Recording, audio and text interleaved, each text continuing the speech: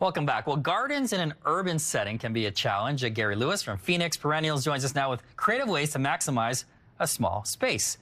Welcome back. Good morning to you. Yeah, it's great to be here. You must be crazy busy right now. It's crazy busy. Everybody's gardening. Everybody needs their plants. Everybody needs them now. But hey, that's what we're here for. Yeah, you love this time of year. Yeah. Of course, being in Vancouver, there's such a densely populated downtown area, a lot of condos. Yes. But it's still nice to green up your space. Yeah, you know, I come downtown a lot and I see all these balconies all over the place. And I would say 90% of them don't have anything on them. And it makes me kind of sad sometimes because people are really missing out on an opportunity to have a beautiful outdoor space where they can sit and have their coffee in the morning, sit in the afternoon with a glass of wine when they get home from work, and really relax in a little personal oasis that they design for themselves. Yeah, it doesn't take a lot of space too. So what do you have brought in today? So first of all, you want to think when you're designing for your small space, think about containers. Okay. So you want to think there's lots of different styles of containers out there. We've got a few little examples right here on the table, but you know, you have your own personal style indoors. You want to also design your own personal style outdoors as well. So you could choose something that's kind of modern and kind of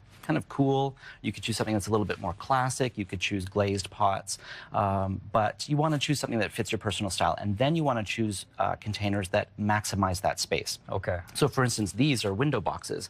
They can go on a window, but they can also go on the railing of a balcony. Okay. You want to choose small pots, also narrow and tall and columnar pots, because they don't take up a lot of space in your small balcony or patio. Okay, for me, I live in an urban, smaller space, and I don't even have a balcony. But like this, you could actually put inside. Yeah, and you could also put some, you know, you've got small spaces inside too, and so there's lots of houseplants and succulents like those ones up front there that you can also grow inside. Okay, what are some ideal plants to look out for your condo?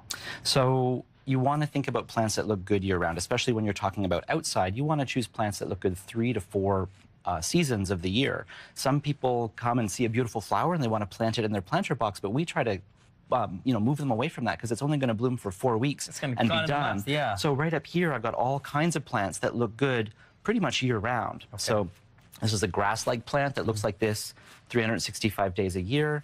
The hellebores look amazing for foliage. The euphorbias or spurges look really amazing. And if you're going to choose plants that flower, now note, you know, foliage is first. You always want to go for foliage first. But if you're choosing plants that flower, you want plants that flower for a really long time. Okay. So the hellebores, for instance, bloom for 3 months or 4 months in the winter. This fuchsia right here will bloom all summer long, from June all through to September and October. So you want big bang for your buck because everything in a small space has to look good all the time. Okay. And then, you know, you're so close to other people, right? Yeah. So you also want a little bit of privacy.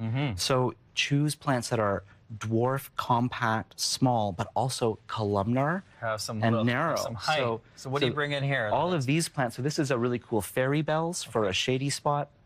Or this is a Japanese plum yew, which grows really tall and narrow.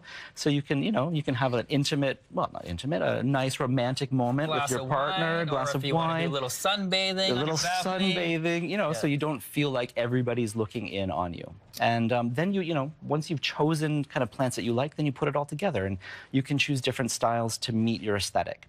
So right here, for instance, we've got a very lush, colorful, you know, in-your-face kind of plant combination. But you might need a more kind of zen and relaxing space. So over here, for instance, we've just got a simple combination. Minimalist, right? Yeah, minimalist. Horsetails, which are these vertical guys, and kangaroo pods, which are going to bloom all summer long. Yeah, it really adds to the decor of your entire condo, and not that expensive, I would guess. No, I mean, there's a little bit of investment and, you know, to get the pots in the first place, but, you know, buy good quality pots and they're going to last you forever. You know, don't buy those cheap ones because, you know, a few years and they start to look bad, but, you know, go for quality first. Also, always good quality potting mix and high quality fertilizers, and you'll be successful. You should check out Ann Lou's balcony condo. I have seen Ann Lou's. She's bought a whole bunch of plants from us. Yeah, on Instagram. Yeah, she by far the best in the building.